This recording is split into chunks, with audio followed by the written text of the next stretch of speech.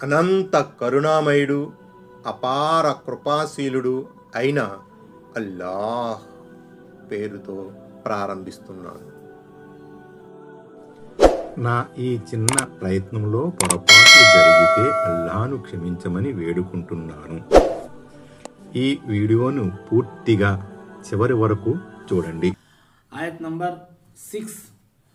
يا أيها الذين آمنوا إذا قمتم إلى الصلاة فاغسلوا وجوهكم وأيديكم إلى المرافق وامسحوا برؤوسكم وأرجلكم إلى الكعبين وإن كنتم جنبا فاطهروا وإن كنتم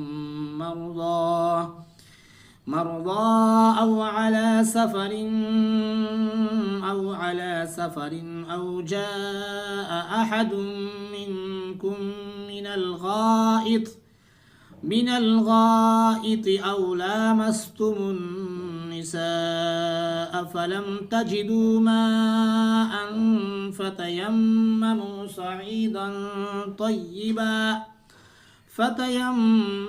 صعيدا طيبا فامسحوا بوجوهكم وأيديكم منه ما يريد الله ليجعل عليكم من حرج ولكن يريد ليطهركم وليتم نعمته عليكم لعلكم تشكرون. ఆయత number 6. ఓ విశ్వసించిన వారలారా, మీరు నమాజు కొరకు లేచినప్పుడు మీ మొహాలను మోచేతుల సమేతంగా మీ చేతులను కడుక్కోండి, మీ తలలను మసాహ్ చెయ్యండి, శీలమండల వరకు మీ కాళ్లను కడుక్కోండి. ఒకవేళ మీరు లైంగిక అశుద్ధవస్థకు లోనవితే స్నానం చేసి పరిశుద్ధులు అవ్వండి. ఒకవేళ మీరు వ్యాధిగ్రస్తులైతే, లేక ప్రయాణావస్థలో ఉంటే, లేక మీలో ఎవరైనా కాలకృత్యాలు తీర్చుకుని వస్తే, లేక మీరు స్త్రీలతో సమాగమం జరిపి ఉంటే, అట్టి పరిస్థితుల్లో నీరు లభ్యం కాకపోతే పరిశుభ్రమైన మట్టితో తైమం చేసుకోండి. దాన్ని మీ మొహాలపై చేతులపై తుడుచుకోండి. అల్లాహ్ మిమ్మల్ని ఎలాంటి ఇబ్బందికి గురి చేయదలుచుకోడు. మీరు కృతజ్ఞులయ్యేందుకు మిమ్మల్ని పరిశుద్ధులుగా చేసి మీపై తన అనుగ్రహాన్ని సంపూర్ణ గావించాలన్నదే ఆయన అభిలాష. 26. కనీసం ఒక్కసారి కానీ 2-3 సార్లు కానీ అరచేతులు కడిగి పుక్కిలించి ముక్కులోకి నీరు పోనిచ్చి శుభ్రం చేసి నా మీదట మొహం కడగాలి. మొహం కడిగిన తర్వాత 2 చేతుల్ని మోచేతుల సమేతంగా కడగాలి. ఈ క్రియలన్నీ వుజూలో అంతర్భాగాలు. హదీసుల ద్వారా సైతం ఈ సంగతి రుజువవుతుంది. 27. మసాజ్ చేసేటప్పుడు 2 తడి అరచేతులతో పూర్తి తలను తుడుచుకోవాలి. తల ముందు భాగం నుంచి మొదలుపెట్టి తల వెనుక భాగం వరకు తుడవాలి. ఆ తరువాత 2 చేతులను తల ముందు భాగం వైపుకు తీసుకురావాలి. తరువాత చెవులు మసాజ్ కూడా చెయ్యాలి. ఒకవేళ తలకు తలపాగా చుట్టుకొని ఉంటే మేజోళ్ళపై మసాజ్ చేసినట్లు దానిపైనే మసాజ్ చేయవచ్చని హదీసుల ద్వారా తెలుస్తుంది. సహీ ముస్లిం కితాబుత్ తహరాత్. ఈ విధంగా ఒకసారి మసాజ్ చేస్తే సరిపోతుంది. 28. వుజూ సందర్భంగా శీలమండల సమేతంగా 2 కాళ్ళు కడగాలి. అయితే వుజూ చేసి ఉన్న స్థితిలో మేజోళ్ళు ధరిస్తే హదీస్ ప్రకారం మరిసారి వుజూ చేసేటప్పుడు ఆ మేజోళ్ళపై మసాజ్ చేసినా సరిపోతుంది. సూచన 1.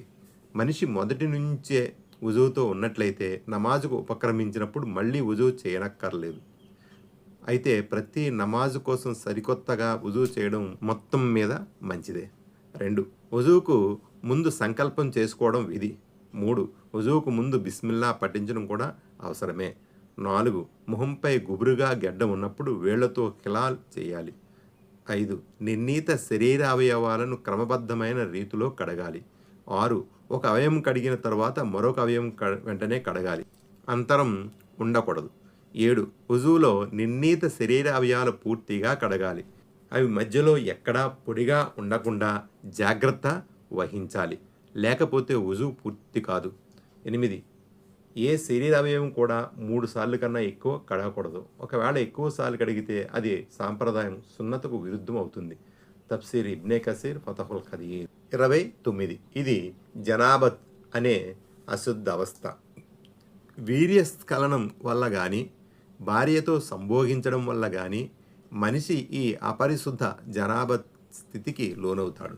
హైజ్ బహిష్టి స్థితి, నిఫాస్ పురిటి రక్తస్రావం కూడా ఈ అపరిశుద్ధ పరిధిలోకి వస్తాయి. రక్తస్రావం పూర్తిగా ఆగిపోయిన మీద పరిశుద్ధత పొందడానికి తలంటి స్నానం చేయడం అవసరం. ఒకవేళ నీరు లభించకపోతే పరిశుద్ధత సంకల్పంతో తైమం చేసుకోవాలి. దీనికి సంబంధించిన వివరాలు హదీసులో ఉన్నాయి. ఫతహుల్ ఖదీర్ ఐస రుత్ ఫాసీర్ 30. ఈ ఆయతులో అశుద్ధావస్థను తొలగించే నిమిత్తం సూచించబడిన పద్ధతి నిషా సూరాలో 43వ వచనంలో కూడా ఇంతకు ముందు వివరించబడింది. సహీ బుఖారిలో ఈ ఆయతు పూర్వరంగం వివరించబడింది. దీని ప్రకారం ఒకానొక ప్రయాణంలో బైదా అనే స్థలంలో హజరత్ ఆయిషా రజల్లాహు అన్హా కంఠహారం పోగొట్టుకున్నారు. ఈ కారణంగా పయన బృందం అంతా అక్కడే ఆగిపోవలసి వచ్చింది. ఫజర్ నమాజ్ చేద్దామంటే అక్కడ నీరు లేదు. పరిసరాల్లో వెతికితే ఎక్కడా నీరు లభ్యం కాలేదు. ఆ సందర్భంగా ఈ ఆయతు అవతరించింది. ఇందులో తైమం సౌలభ్యం ముస్లింలకు కల్పించబడింది. ఈ ఆయతుని విన్నప్పుడు హజరత్ ఉసైద్ బిన్ హుజైర్ రజియల్లాహు అన్హు, ఓ అబూబకర్ కుటుంబీకులారా, మీ మూలంగా అల్లాహ్ జనులకు ఎన్నో శుభాలు ప్రసాదించాడు. ఇది మీ ద్వారా లభించిన మొదటి శుభం కాదు అని అభిప్రాయపడ్డారు. అంటే మీ కుటుంబం ఉమ్మత్ కొరకు శుభప్రదమైనది అని భావం. సహీ బుఖారి అల్ మాయిదా సూరా 31. అందుకే మీకు తైమం సౌకర్యం కల్పించబడింది. 32. అందుకే వుజూ చేసిన ప్రతిసారి దువా చేయమని హదీసులు మనల్ని ఉపదేశిస్తున్నాయి. దువాల పుస్తకాల నుండి ఈ దువాను కంఠస్థం చేసుకోవాలి.